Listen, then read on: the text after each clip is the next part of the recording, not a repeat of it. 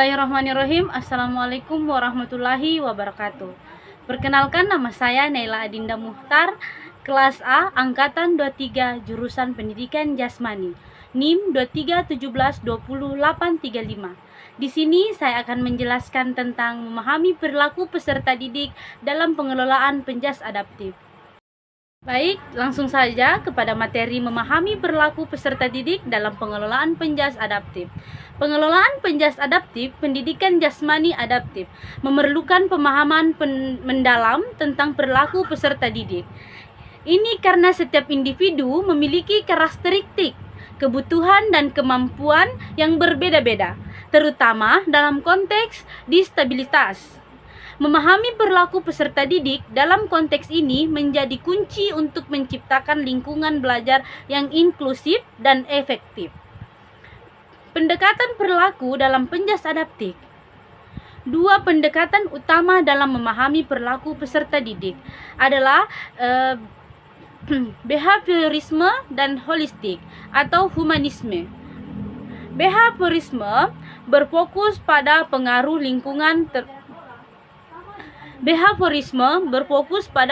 lingkungan terhadap perilaku. Pendekatan ini menekankan pentingnya stimulus dan respons dalam membentuk perilaku. Misalnya, dalam penjas adaptif, guru dapat menggunakan sistem penghargaan untuk motivasi peserta didik dengan disabilitas untuk berpartisipasi aktif dalam kegiatan fisik. Terus yang kedua, holistik atau humanisme, menekankan faktor internal seperti motivasi, nilai, dan kebutuhan individu. Pendekatan ini melihat peserta didik sebagai individu yang unik dengan potensi dan kemampuan yang berbeda-beda. Dalam penjas adaptif, guru perlu memahami motivasi dan aspirasi peserta didik untuk merancang program yang sesuai dengan kebutuhan dan minat mereka. Indikator perilaku peserta didik. Untuk memahami perilaku peserta didik dengan lebih baik, kita dapat melihat beberapa indikator kunci. Yang pertama, durasi kegiatan. Berapa lama peserta didik terlibat dalam kegiatan fisik. Terus yang selanjutnya, frekuensi kegiatan. Seberapa sering peserta didik berpartisipasi dalam kegiatan fisik. Yang ketiga, persistensi pada kegiatan. Seberapa gigih peserta didik dalam menghadapi tantangan dan kesulitan selama kegiatan fisik. Terus yang selanjutnya, ketabahan dan keuletan. Bagaimana peserta didik mengatasi hambatan dan rintangan selama kegiatan fisik. Yang selanjutnya, devosi dan pengorbanan. Seberapa besar usaha dilakukan peserta didik untuk mencapai tujuan dalam kegiatan fisik. Terus selanjutnya, tingkat aspirasi. Apa target harapan peserta didik dalam kegiatan fisik? Yang selanjutnya, tingkat kualifikasi prestasi. Apa hasil yang dicapai peserta didik dalam kegiatan fisik?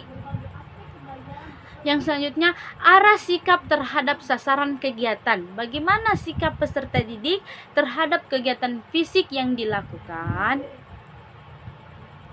Oke, selanjutnya, penerapan pemahaman perilaku dalam penjas adaptif. Memahami perilaku peserta didik sangat penting dan merancang dan mengelola program penjas adaptif yang efektif. Beberapa contoh penerapannya. Yang pertama, motivasi. Guru dapat menggunakan berbagai strategi untuk motivasi peserta didik dengan disabilitas, seperti memberikan pujian, penghargaan, dan kesempatan untuk menunjukkan kemampuan mereka. Terus yang kedua, adaptasi.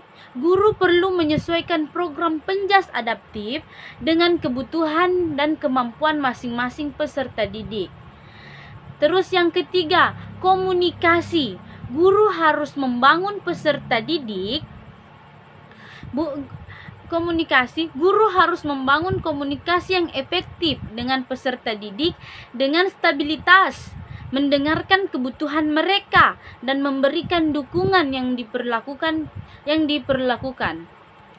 Terus yang selanjutnya atau yang keempat, kolaborasi. Guru dapat bekerja sama dengan orang tua, keluarga, dan tenaga kesehatan untuk memahami kebutuhan dan perilaku peserta didik dengan lebih baik. Adapun kesimpulan dari itu, memahami perilaku peserta didik dalam konteks penjas adaptif merupakan faktor penting dalam penciptaan lingkungan. Memahami berbagai pendekatan dan indikator perilaku, guru dapat merancang program yang sesuai dengan kebutuhan dan kemampuan masing-masing peserta didik, serta motivasi mereka untuk mencapai potensi terbaiknya. Selanjutnya, mengukur dan memantau indikator perilaku peserta didik dalam penjas adaptif. Sebagai guru penjas adaptif, memahami dan memantau perilaku peserta didik sangat penting. Adapun beberapa cara untuk mengukur dan memantau indikator perilaku peserta didik. Yang pertama, observasi. Adapun contoh-contohnya seperti metode, guru secara langsung mengamati perilaku peserta didik selama kegiatan memahami perilaku peserta didik selama kegiatan penjas adaptif. Yang kedua, cara guru dapat menggunakan checklist, catatan lapangan atau video recording untuk mencatat frekuensi, durasi, presentasi, dan kualifikasi peserta didik. Terus yang ketiga, contoh, guru dapat mengamati berapa lama seorang peserta didik dengan disabilitas dapat melakukan latihan keseimbangan, seberapa sering mereka mencoba, dan bagaimana mereka mengatasi kesulitan. Terus yang kedua, kuesioner dan skala.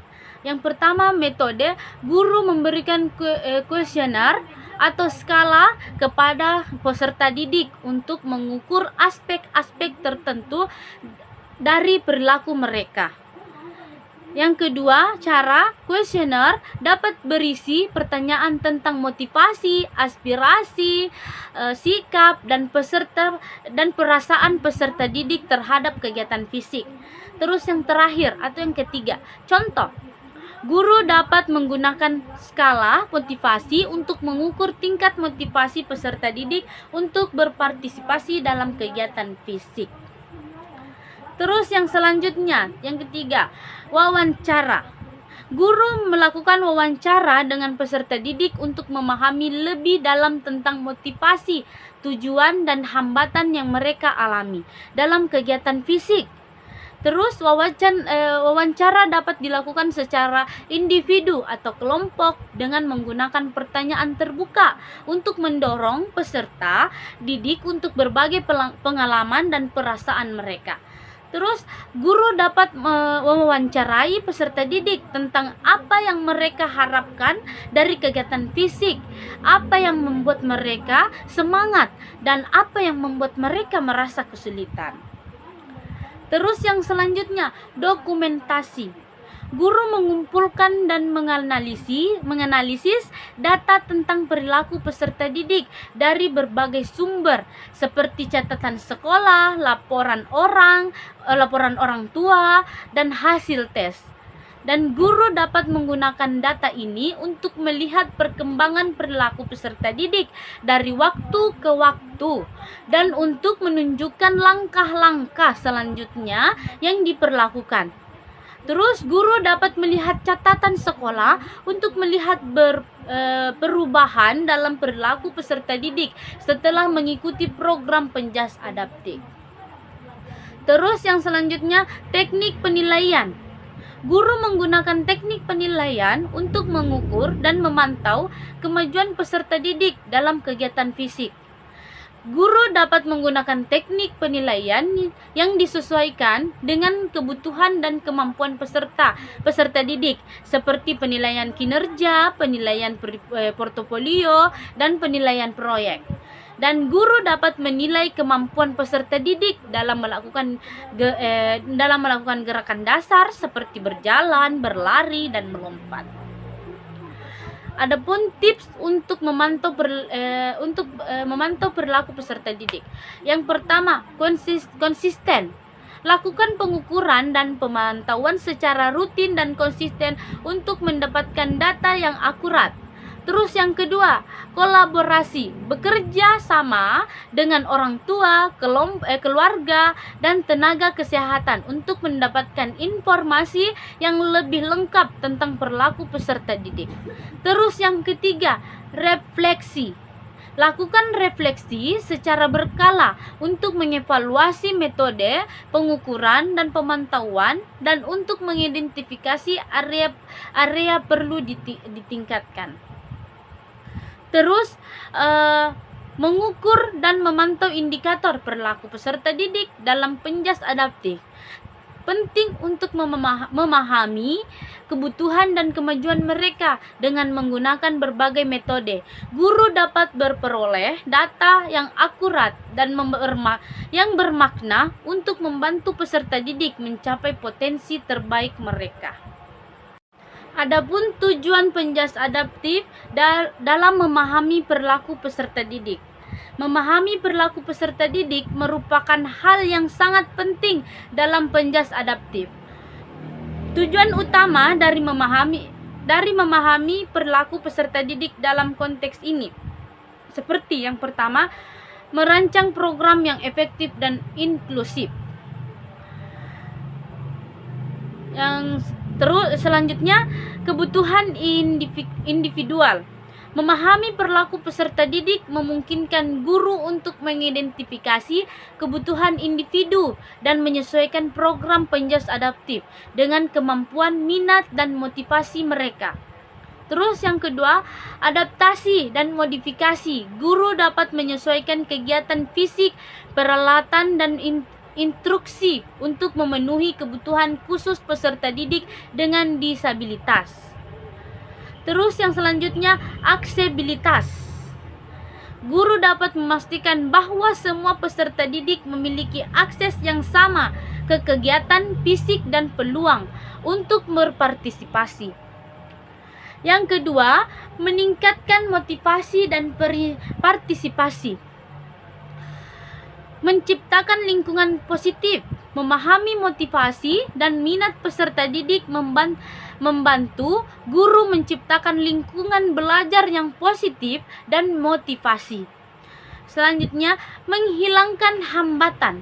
Guru dapat mengidentifikasi dan mengatasi hambatan yang mungkin menghalangi partisipasi peserta didik seperti rasa takut, ketidakpercayaan diri, atau kurangnya dukungan. Terus yang ketiga, memberdayakan peserta didik. Guru dapat memberdayakan peserta didik dengan disabilitas untuk mengambil peran aktif dalam perencanaan dan pelaksanaan program penjas adaptif. Terus yang ketiga, meningkatkan kualitas pembelajaran. Pendekatan individual, evaluasi yang efektif, pengembangan keterampilan sosial. Baik penjelasan pendekatan individual, yaitu memahami perilaku peserta didik memungkinkan guru untuk menggunakan pendekatan individual dan pembelajaran, memberikan instruksi dan mendukung yang sesuai dengan kebutuhan masing-masing. Terus penjelasan evaluasi yang efektif. Guru dapat menggunakan informasi tentang perilaku peserta didik untuk mengevaluasi efektivitas program penjas adaptif dan untuk mengidentifikasi area yang perlu ditingkatkan. Penjelasan tentang pengembangan keterampilan sosial. Penjas adaptif dapat menjadi wadah untuk pengembangan keterampilan sosial seperti kerjasama, komunikasi, dan respek terhadap perbedaan. Terus yang keempat, mempromosikan inklusi dan kesetaraan. Ada beberapa poin-poinnya, yaitu ada 3. Yang pertama, menghilangkan diskriminasi. Memahami perlu peserta didik dengan disabilitas, membantu guru untuk menghilangkan diskriminasi dan untuk menciptakan lingkungan belajar yang inklusif bagi semua. Terus yang kedua, kesadaran dan sensitivitas. Penjas adaptif dapat meningkatkan kesadaran dan sensitivitas guru dan peserta didik tentang kebutuhan dan kemampuan orang dengan disabilitas. Yang ketiga, promosi kesetaraan. Penjas adaptif dapat membantu mempromosikan kesetaraan dan keadilan bagi semua peserta didik, terlepas dari kemampuan fisik mereka. Dan selanjutnya, tujuan utama dari memahami perilaku peserta didik dalam penjas adaptif adalah untuk menciptakan lingkungan belajar yang inklusif, efektif, dan motivasi dengan memahami kebutuhan, motivasi, dan kemampuan individu. Guru dapat merancang program yang sesuai, meningkatkan kualitas pembelajaran, dan mempromosikan inklusi dan kesetaraan. Baik, ada beberapa contoh keterampilan sosial yang dapat dikembangkan melalui penjas adaptif. Yaitu penjas adaptif tidak hanya tentang pengembangan fisik, tetapi juga tentang pengembangan sosial emosional. Ada beberapa contoh keterampilan sosial yang dapat dikembangkan melalui penjas adaptif. Yang pertama, kerjasama dan kolaborasi, yaitu kegiatan tim. Penjas adaptif sering melibatkan kegiatan tim seperti permainan bola, estafet, atau senam bersama. Ini membantu peserta didik belajar bekerja sama, saling mendukung, dan berbagi tanggung jawab. Terus yang kedua, komunikasi. Peserta didik perlu berkomunikasi dengan anggota tim untuk merencanakan strategi, memberikan instruksi, atau memberikan dukungan. Terus yang selanjutnya, respect. Dalam tim, peserta didik belajar menghargai kontribusi setiap anggota, terlepas dari kemampuan mereka. Baik, selanjutnya komunikasi dan ekspresi diri.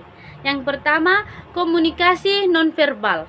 Penjas adaptif dapat membantu peserta didik pengembangan bahasa tubuh dan ekspresi wajah yang lebih baik. Terus yang kedua, komunikasi verbal. Peserta didik belajar untuk komunikasi dengan jelas dan efektif, seperti memberikan instruksi, meminta bantuan, atau mengungkapkan perasaan mereka. Terus yang ketiga, ekspresi diri. Melalui kegiatan fisik, peserta didik dapat mengekspresikan diri secara kreatif dan membangun percayaan diri. Terus yang ketiga, empati dan toleransi. Memahami perbedaan. Penjas adaptif membantu peserta didik memahami bahwa setiap orang memiliki kemampuan dan keterbatasan yang berbeda. Terus yang selanjutnya, toleransi. Peserta didik belajar untuk menerima dan menghargai perbedaan baik dan kemampuan fisik maupun dalam cara berpikir dan bertindak. Terus yang selanjutnya, empati. Penjas adaptif membantu peserta didik dan mengembangkan empati terhadap orang lain, terutama mereka yang memiliki disabilitas. Terus selanjutnya, yang keempat, kemandirian dan kepercayaan diri. Yang pertama, mengatasi tantangan. Penjas adaptif membantu peserta didik untuk mengatasi tantangan dan rintangan, membangun kepercayaan diri dan rasa pencapaian. Terus yang kedua, kemandirian. Peserta didik belajar untuk melakukan kegiatan fisik secara mandiri, seperti berpakaian, mengambil peralatan, atau melakukan latihan. Terus yang ketiga, motivasi. Penjas adaptif dapat membantu peserta didik menemukan motivasi untuk mencapai tujuan dan meningkatkan kualitas hidup mereka. Terus yang kelima, keterampilan berpikir kritis dan pemecahan masalah. Ada 3 poin, yaitu yang pertama, analisis dan evaluasi. Peserta didik belajar untuk menganalisis situasi, mengevaluasi strategi, dan menemukan solusi kreatif untuk masalah yang mereka hadapi. Terus yang kedua, mengambil keputusan. Penjas adaptif membantu peserta didik untuk belajar membuat keputusan yang tepat, seperti memilih kegiatan yang sesuai dengan kemampuan mereka atau menentukan strategi yang efektif. Terus yang ketiga, kemampuan adaptasi. Penjas adaptif mampu membuat peserta didik untuk belajar beradaptasi dengan situasi yang berubah dan untuk menemukan cara baru untuk mencapai tujuan mereka. Terus penjas adaptif memiliki potensi besar untuk mengembangkan keterampilan sosial peserta didik. Dengan merencanakan kegiatan yang tepat, guru dapat membantu peserta didik belajar bekerja sama dan berkomunikasi, berempati, dan pengembangan kemandirian dan meningkatkan kemampuan berpikir kritis. Adapun sejarah penjas adaptif. Penjas adaptif yang juga dikenal sebagai pendidikan jasmani adaptif, pendidikan jasmani adaptif memiliki sejarah yang kompleks dan berkembang seiring waktu. Meskipun tidak ada catatan tertulis yang spesifik tentang sejarahnya di Indonesia, beberapa sumber menunjukkan bahwa konsep adaptasi dalam pendidikan jasmani telah ada sejak zaman dulu. Asal-usul dan perkembangan awal. Konsep adaptasi dalam pendidikan jasmani telah ada sejak zaman kuno, di mana orang dengan disabilitas mendapatkan pelatihan khusus sesuai dengan kemampuan mereka. Selanjutnya, perlakuan primitif. Pada masa awal, orang dengan disabilitas sering sekali dianggap sebagai beban dan diabaikan. Terus, pengakuan ilmiah di Eropa pada abad ke-19. Pengakuan ilmiah terhadap kebutuhan orang dengan disabilitas muncul di Eropa. Terus, program rehabilitasi untuk orang dengan disabilitas melalui perkembangan, termasuk program pendidikan jasmani yang disesuaikan.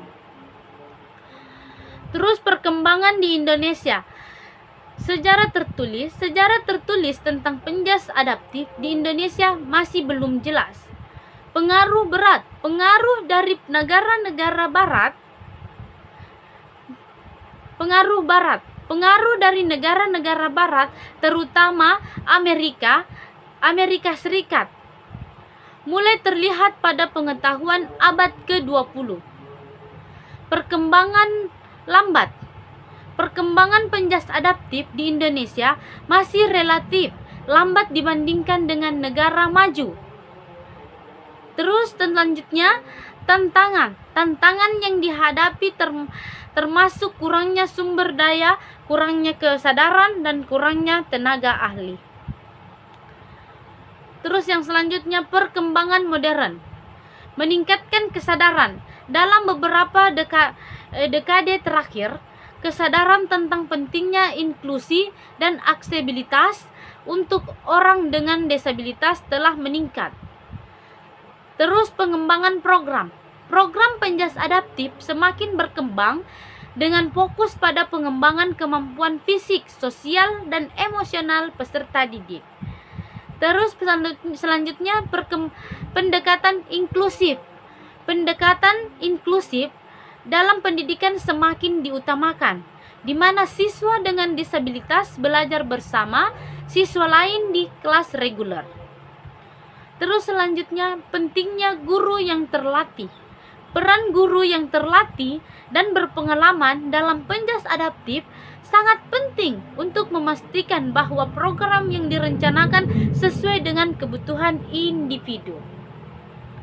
Baik, sejarah penjas adaptif menunjukkan bahwa konsep adaptasi dalam pendidikan jasmani telah ada sejak zaman dahulu. Tetapi perkembangannya di Indonesia masih relatif lambat. Peningkatan kesadaran dan upaya untuk pengembangan program yang inklusi dan efektif akan terus mendorong kemajuan penjas adaptif di masa depan. Fungsi penjas adaptif dalam memahami perilaku peserta didik. Penjas adaptif memiliki fungsi penting dalam memahami perilaku peserta didik, terutama mereka yang memiliki disabilitas. Fungsi ini bukan hanya untuk mengidentifikasi perilaku, tetapi juga untuk pengembangan kemampuan sosial dan emosional, serta meningkatkan kualitas pembelajaran. Baik, ada beberapa fungsinya, yaitu yang pertama, mengidentifikasi kebutuhan individual. Asesmen. Penjas adaptif melibatkan asesmen yang komprehensif untuk mengidentifikasi kebutuhan individual peserta didik, termasuk kemampuan fisik, mental, dan sosial emosional. Terus yang kedua, adaptasi dan modifikasi. Berdasarkan hasil asesmen, guru dapat menyesuaikan program penjas adaptif dengan kebutuhan khusus peserta didik, seperti mengadaptasi permainan, menggunakan alat bantu, atau mengubah metode pembelajaran. Terus selanjutnya, pengembangan program. Informasi yang diperoleh dari asesmen membantu guru untuk merencanakan program penjas adaptif yang efektif dan sesuai dengan kebutuhan individual peserta didik. Terus yang kedua, mendorong partisipasi aktif. Yang pertama, motivasi. Penjas adaptif dapat membantu guru untuk memahami motivasi dan minat peserta didik, sehingga dapat menciptakan lingkungan belajar yang positif dan motivasi mereka untuk berpartisipasi aktif. Selanjutnya, dukungan. Guru dapat memberikan dukungan dan bimbingan yang dapat peserta didik dalam mengatasi tantangan dan rintangan yang mereka hadapi dalam kegiatan fisik. Terus selanjutnya, percaya diri. Penjas adaptif dapat membantu peserta didik mengembangkan rasa percaya diri dan kemampuan untuk mengatasi kesulitan, sehingga mereka lebih berani untuk berpartisipasi dalam kegiatan fisik. Yang ketiga, mengembangkan keterampilan sosial dan emosional. Yang pertama, kerjasama dan kolaborasi. Penjas adaptif dapat membantu peserta didik belajar bekerja sama dengan teman sekelompok, berkomunikasi dengan jelas, dan menghargai perbedaan. Terus selanjutnya, empati dan toleransi. Melalui kegiatan fisik, peserta didik dapat belajar memahami dan menghargai kebutuhan dan kemampuan orang lain, termasuk mereka memiliki disabilitas. Kemandirian. Penjas adaptif dapat membantu peserta didik untuk mengembangkan kemandirian dalam melakukan kegiatan fisik seperti berpakaian, pengambilan peralatan, atau melakukan latihan. Terus yang keempat, meningkatkan kualitas pembelajaran. Ada beberapa yang bisa meningkatkan kualitas pembelajaran. Yang pertama, pengembangan kognitif. Penjas adaptif dapat membantu peserta didik mengembangkan kemampuan kognitif seperti pemecahan masalah, pengembalian keputusan, dan berpikir kritis. Terus yang kedua, pengembangan motorik. Penjas adaptif membantu peserta didik untuk meningkatkan kemampuan motorik kasar dan halus seperti berjalan,